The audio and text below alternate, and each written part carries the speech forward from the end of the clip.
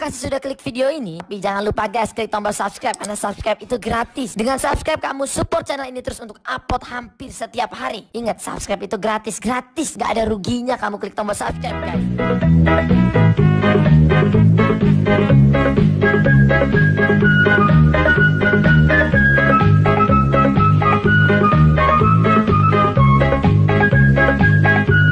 Kali ini saya akan bercerita tentang pria berambut gondrong.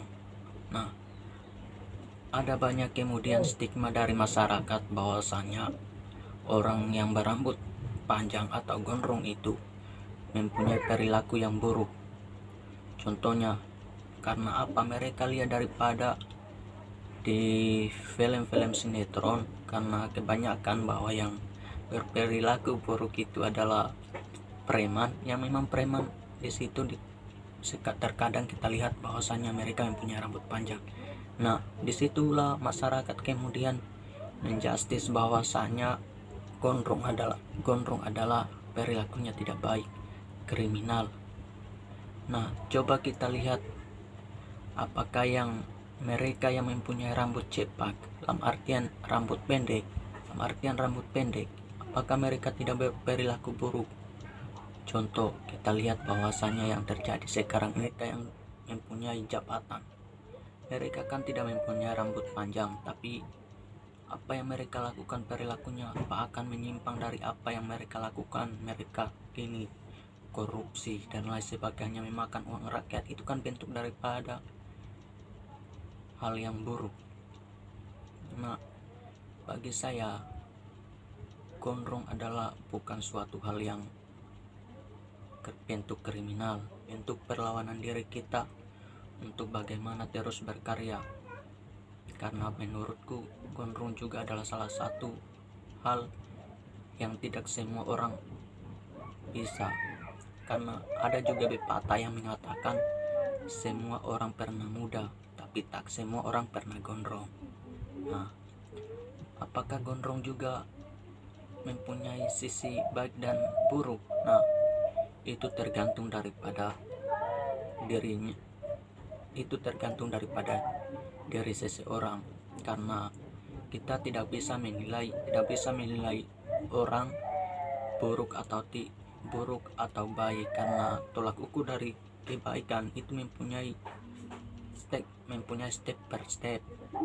Tapi hal yang perlu kita tanamkan dalam diri kita bahwasanya apapun yang kita lakukan, apapun yang kita kerjakan harus sesuai dengan apa yang kemudian tercantum dalam kehidupan kita sehari-hari, selagi itu tidak menyimpang dari apa yang kita lakukan. Bagi saya, berambut gondrong itu hal yang lumrah, tapi untuk teman-teman yang kemudian ingin memanjangkan rambut, artinya jika teman-teman di sini ingin memanjangkan rambut, mesti tidak harus memakai apa segala macam, tapi proses yang kita hadapi, artinya kesabaran. Jika teman-teman ingin memanjangkan rambut, artinya prosesnya itu bukanlah hal yang mudah, tapi mempunyai proses yang panjang. Contohnya saya sekarang rambut saya sudah semakin panjang, artinya di sini saya tidak memakai obat atau hal-hal apapun, tapi di sini saya kuncinya adalah kesabaran untuk bagaimana saya memanjangkan rambut. Sabaran di situ menguji kesabaran Anda untuk bagaimana bertahan, untuk bagaimana di sini memanjangkan rambut. Karena kita lihat sekarang bahwasanya orang yang memanjangkan rambut sekarang hanya ikut-ikutan untuk bagaimana tampil beda daripada yang lain. Artinya kalau menurut saya itu juga bisa menjadi tolak ukur sih, tapi menurut saya gondrong adalah bukan suatu hal yang ikut-ikutan, tapi bagaimana kita menguji kesabaran untuk bagaimana memanjangkan rambut tadi. Sekarang apakah dengan hanya kesabaran kita bisa memanjangkan rambut? Artinya pertanyaan itu tergantung daripada teman-teman sendiri. Artinya kalau teman-teman sabar, pasti akan menuai hasil yang maksimal seperti yang saya rasakan sekarang ini. Karena apa? Saya berambut gondrong, awal mulanya saya berambut panjang, saya waktu sekolah dulu ya kan, pertama waktu saya sekolah dulu, saya kan sering di botak tuh kan, wajar lah karena masih sekolah kan sering dibotak oleh guru.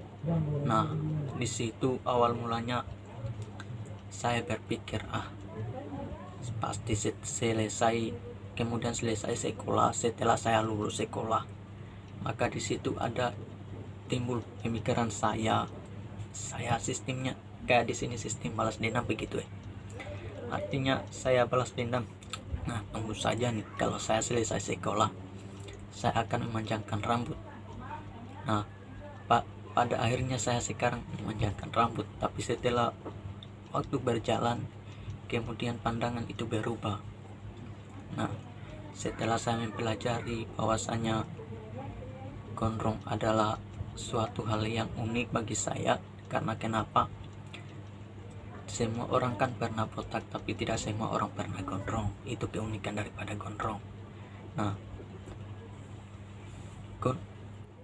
kali ini saya akan menceritakan bagaimana proses menjadi pria yang berambut panjang atau gondrong.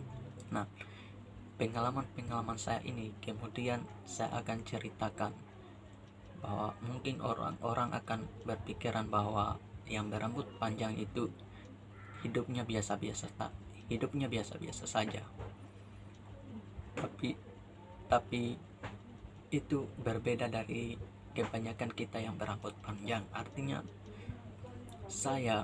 kebanyakan orang dikira bahwa saya seperti perempuan.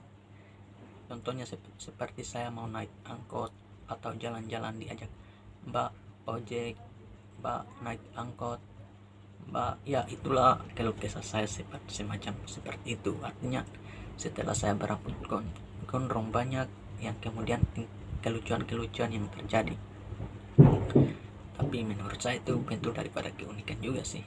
Tapi untuk teman-teman yang kemudian sekarang yang masih berambut gondrong, tetap jalani, tetap tekuni walaupun banyak stigma yang datang, tapi selagi yang kita berbuat tidak menyimpang dari apa yang telah terjadi dalam kehidupan kita sehari-hari, ya kita jalani toh.